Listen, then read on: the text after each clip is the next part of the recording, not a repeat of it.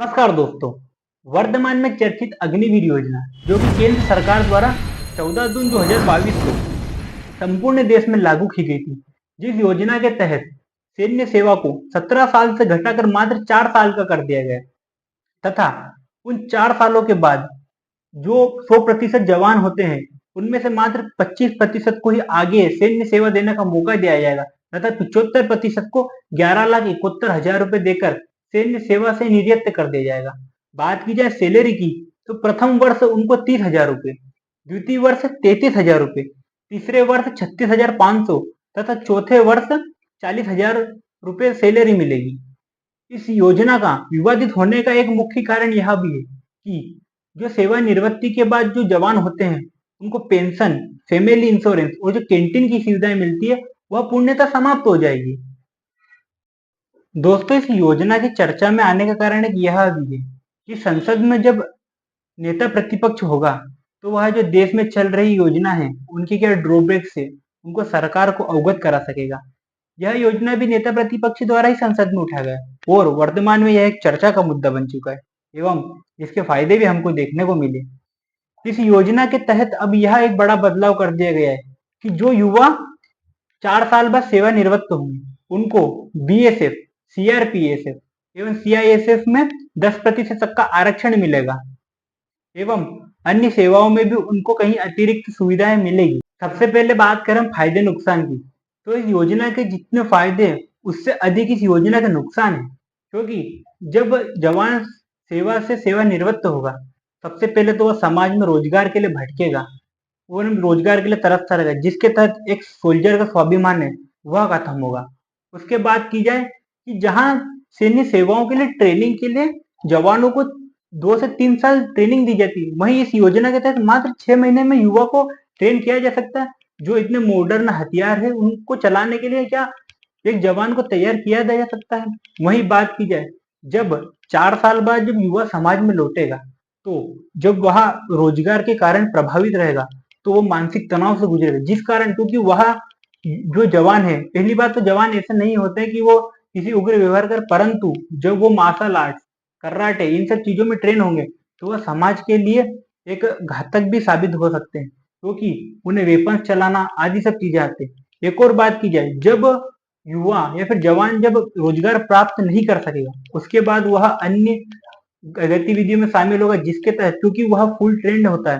तो देश विरोधी गतिविधियों में या फिर किसी गैंग के शामिल हो में देश के विरोधी काम भी कर सकता है। यह आकांक्षा हम कहते नहीं कि युवा ऐसे होते हैं जब उन्हें किसी अन्य देश द्वारा मौका दिया जाएगा कि आप, क्योंकि वो तो ऑलरेडी 4 साल ट्रेनिंग में तैयार रहेंगे तो उन्हें अन्य देश की आर्मी द्वारा बुला अफोर्ड किया जा सकता है, उनको बुलाया जा सकता है, उनकी जो सेना है उसमें शामिल किया जा सकता है। यह एक सबसे बड़ा थ्रेड है इस योजना का। तथा जब युद्ध कौशल की बात की जाए तो क्या 4 साल में एक जवान इतना ट्रेन हो सकता है कि वो इतने मॉडर्न हथियारों के साथ लड़ सके अन्य देशों के साथ। वहीं बात की जाए कि पिछले 2-3 सालों में जो सैन्य सेवा है उसमें नियुक्ति नहीं की, जिसके कारण 1 से 1.5 लाख युवाओं की हमारे देश की सेना में कमी है अभी भी, जो देखी जा सकती है। एवं उसके बाद बात की जाए कि जब देश में युवा इतने जवान इतने प्रशिक्षित ही नहीं होंगे तो वह जंग में अपने आप को इतना सहज महसूस कर सकेंगे। एक और बात की जाए इस योजना के तहत यह है कि 4 साल बाद जब युवा सेवानिवृत्त होगा या फिर जब उसकी 4 साल वो जब नौकरी देगा उस टाइम उनके बीच में कंपटीशन रहेगा कि क्या मैं उन 75% में शामिल ना हो जाऊं जिनको बाहर निकल जाए। इस कारण से जो देश के जवान है उनके बीच में भाईचारे की जो भावना है वह कभी उत्पन्न नहीं हो सकी। वह स्वयं को एक दूसरे का कंपटीशन समझेंगे कि कभी मान लीजिए एक हम घटना सपोज करते हैं कि कोई हमारा जवान किसी लड़ाई में घायल हो गया, तो क्या दूसरा युवा उसको कंपटीशन समझेगा तो वो क्या उसे अपने कंधों पर उठाकर एक मिलिट्री कैंप तक पहुंचा सकेगा जहाँ पे उसका उचित उपचार हो सके। वह तो यही चाहेगा ना कि कहीं ये उन 25% में शामिल ना हो जाए जिनके कारण उसको आर्मी से बाहर निकालना पड़े। यह एक सबसे बड़ा थ्रेड है इस योजना का। वहीं बात की जाए इस योजना के फायदे की तो फायदे बहुत कम है, जो गिनाने के लिए मात्र 2-3 ही है। जिसके तहत जो हमारा सैन्य बजट है उसका जो 80% से अधिक भाग जो जवान हैं उनकी ट्रेनिंग एवं उनके पेंशन, फैमिली इंश्योरेंस आदि चीजों में निकल जाता था। जो अब हमारा अतिरिक्त जो पैसा बचेगा उसको हम हमारे मॉडर्न वेपन्स, हथियार खरीदने आदि में लगा सकते हैं। यह एक पहला इसका फायदा। दूसरा फायदा यह है कि समाज में कौशल रहित युवा हो जाएंगे, जिनको जब देश के द्वारा किसी संकट आया, देश के ऊपर कोई विपत्ति आई, तो देश में हमारे पास ऐसे युवा रहेंगे जो सैन्य सेवाओं से परिचित रहेंगे, जिनके पास एक कौशल होगा कि वे जब देश पे